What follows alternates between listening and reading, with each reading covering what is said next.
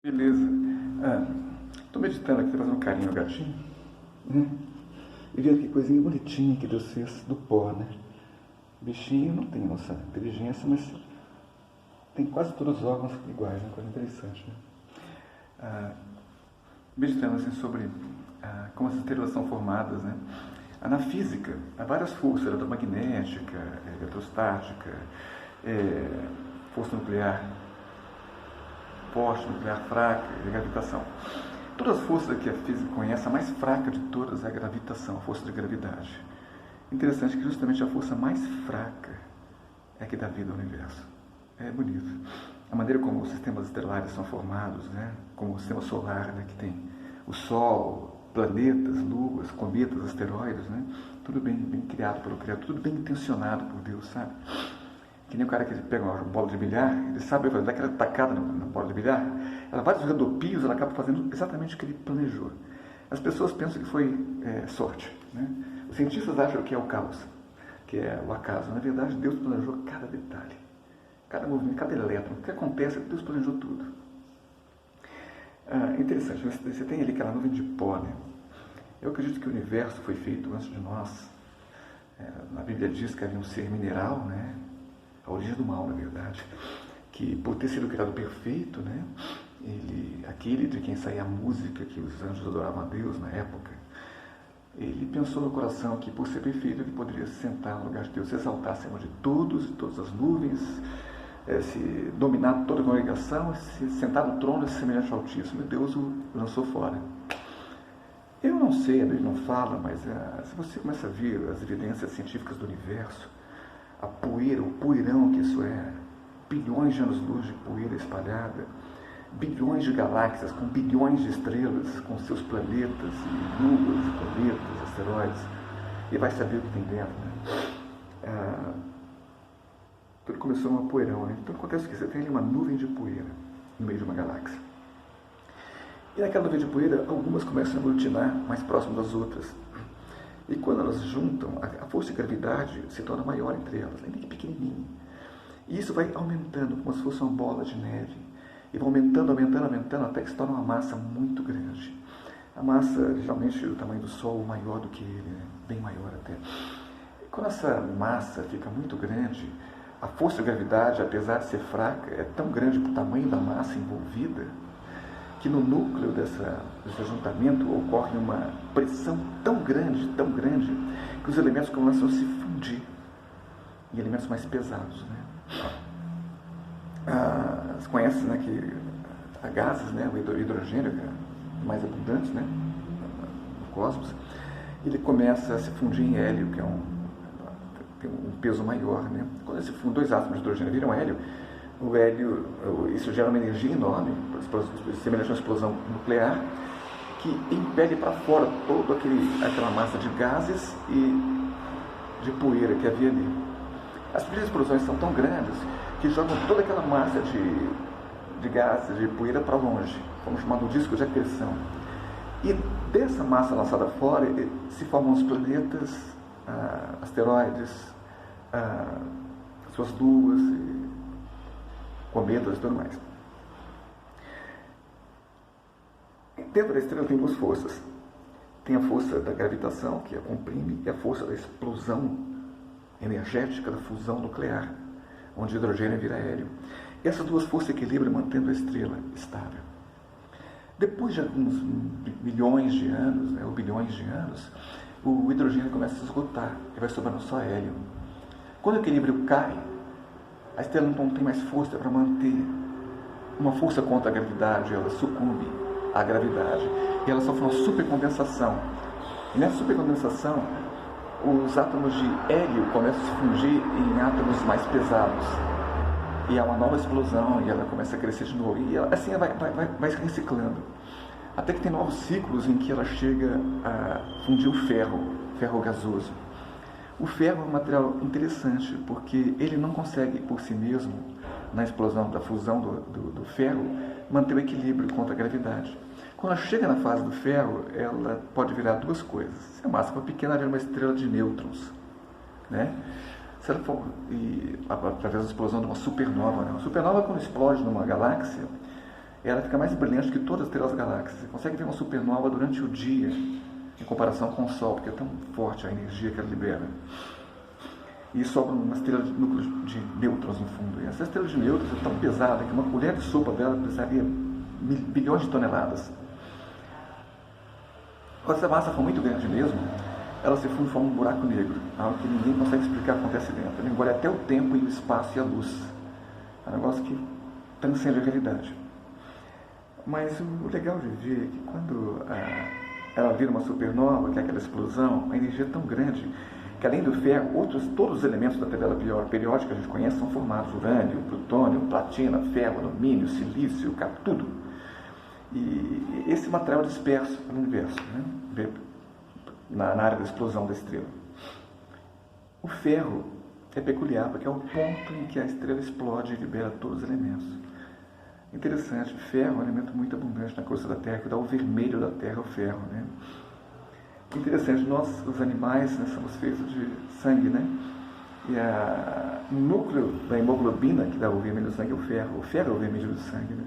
Esse é o ferro que nos dá o vermelho no sangue. Deus criou de tudo isso que nós somos. O interessante é o seguinte: Deus sempre vai trabalhar com o que tem em mãos, né? Eu gosto muito de pensar e entender pela fé que Deus do nada cria todas as coisas em si mesmo. Jesus mostrou na cruz que é em si mesmo. Ele sofreu cada erro nosso em si mesmo. Então Deus é um Deus que tem tudo em si mesmo, até o universo. Porém, quando um anjo se rebelou e quis partir para o egoísmo, ele levou um terço dos anjos para o egoísmo com ele, foi criado o inferno, por onde ele e um terço que se rebelaram foram precipitados, né? E qual que acontece nessa história que está acontecendo, não cabe a nós discutir, mas eu imagino que essa poeira, esse caos que é no universo, seja resultado disso. Então Deus transformou em pó a presunção de uma criatura antes que achou que podia ser Deus independente de Deus. Isso é impossível, porque Deus sempre existiu, sempre existirá e não tem como melhorar, porque Ele é completo em tudo. Não dá para criar outro Deus, porque Deus é único e santo, né? Todas as criaturas são lindas, mas Ele é a origem de tudo e tudo sustenta. A criação é espantosa, você estuda física e fica arrepiado de ver a grandeza de Deus, é lindo demais. Não dá para discutir aqui, é muito longo. Mas o que acontece? Pode ver que na matéria existe um certo egoísmo, né? E esse egoísmo leva para a morte, a chamada seta do tempo, a lei da entropia, né? Que a física diz que tudo tende a passar de um estado de organização para uma desorganização. Quando uma pessoa morre, o corpo decompõe, né? É assim que as coisas acontecem. Tudo tende a perder a forma desse mundo. Porque esse mundo é um mundo criado a partir do pó. Que eu acredito pessoalmente que esse pó foi a origem do que sobrou de uma rebelião antes da nossa criação. Alguém que quis se desligar de Deus, ser Deus sozinho, virou o caos, o pó. Só que Deus foi tão misericordioso que do pó da terra nos criou os animais, né, bichinho? Que apesar de ser totalmente diferentes, são carinhosos, amam um carinho, um afago, né? Mostrando que Deus realmente nos criou um Deus que tem amor, né, bichinho? Olha que gostoso. O bichinho tem nada a ver com a gente, curte um carinho também, porque o Criador é amoroso, né? Mas é interessante. Deus deu fôlego ao pó, né? Deus soprou nas narinas de Adão e fez alma vivente, né? Então deu para nós um fôlego que na reprodução ele reproduz e passa para o filho que adivinha, de pai para filho, vai continuando esse fôlego. Mesmo assim nós morremos, né? É difícil durar mais do que 120 anos, naturalmente, né? Apesar que com os avanços da medicina hoje a longevidade aumentou, continua aumentando, 120 anos ainda é um limite, né? Deus é eterno. A palavra de Deus é eterna. Mas o importante é o que? Deus nos fez do pó, do que sobrou do egoísmo, do pó que sobrou do caos, do resultado do egoísmo de um ser perfeito antes de nós, criado pelo Deus que é muito mais que perfeito, né? Pela palavra de Deus que criou tanto Ele quanto tudo que existe, invisíveis ou visíveis, tudo que existe, o cara pelo verbo, né? Deus se haja luz e houve luz, né? Façamos o homem, feito, o verbo é tudo. Então, pelo verbo, tudo foi criado. Só que uma criação perfeita se rebelou e virou o egoísmo. O egoísmo explodiu, virou esse pó, e desse pó, Deus veio, teve misericórdia, criou nós, seres humanos. O egoísmo é nosso inimigo, por causa dele nós pecamos, e o pecado nos leva à morte. Todo pecado é fruto do egoísmo, que gera medo e separação de Deus. Sempre que a gente tenta viver independente de Deus, nós estamos caminhando para a morte. Mas Deus não nos fez para sermos... o desejo de Deus não era que se perdessem os anjos, que se perdessem aqueles que Ele criou, ao tentarem verem separados dele, mas sendo parte dele, como um embrião depende da mãe dentro do ventre dela. É assim que nós deveríamos viver, e em parte somos. Então Deus se tornou um de nós. Ele se fez um homem, depois da lei, criou uma nação, separou uma lei para isso, uma nação para isso. Nós conhecemos a história de Israel, muito linda. E ele entrou no ventre de uma virgem, pessoalmente nasceu como um homem. Ele, o Criador, o próprio Criador em pessoa. Ele conseguiu viver sem jamais pecar aqui. Fez todo o bem que nós conhecemos. Né? Todo mundo sabe sobre os feitos de Jesus. Né? O Verbo que criou tudo, tudo sustenta, fez isso. E depois morreu para levar a nossa morte e ressuscitou. Para assumir o poder, de novo, de Deus, só que com um acréscimo. O poder de tragar a morte pela vida. O poder de dar vida a quem se tinha rebelado e feito-se independente dele. Para que, por meio de Jesus, sejamos salvos, não sendo mais independentes, mas participantes dele. O sonho de Deus é que nós sejamos não filhos dele apenas, mas parte dele. As religiões querem beneficiar as pessoas como filhos, almas divinas, mas Jesus nos chama a ser parte de Deus. Quando a gente morre a morte de Cristo em nossas vidas, morremos para o egoísmo e viemos para Deus, nos abrimos a palavra para ler, oramos, nos rendemos à vontade dele e ao senhorio de Jesus Cristo, pessoalmente em nossas vidas, nós tornamos parte de Deus, o Espírito dele nos é dado. Quem além do Espírito de Deus pode ser mais precioso? Aquele anjo quis sentar ao lado de Deus.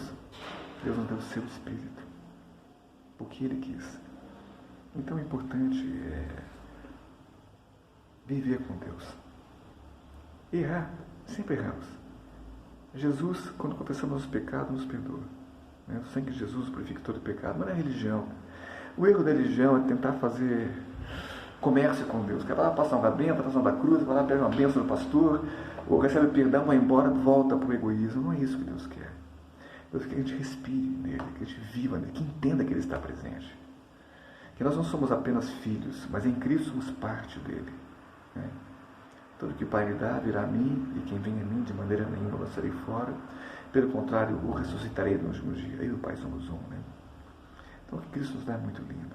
A criação é espantosa, fala coisa de Deus que ele é muito humilde. Você vai ter que descobrir Deus, tem que procurar por si, nunca vai se exibir. Você tem que procurar por si. Agora, por espantosa que é a criação, ver Deus ter feito o que fez em Jesus, cara, não tem palavras, não tem palavras a expressar a grandeza do nosso Deus. Ele é digno de toda a glória. Ele é digno da nossa maior amizade, nosso maior carinho. Eu só compartilhar isso que veio o coração, tinha que gravar, apesar de extenso. Beleza.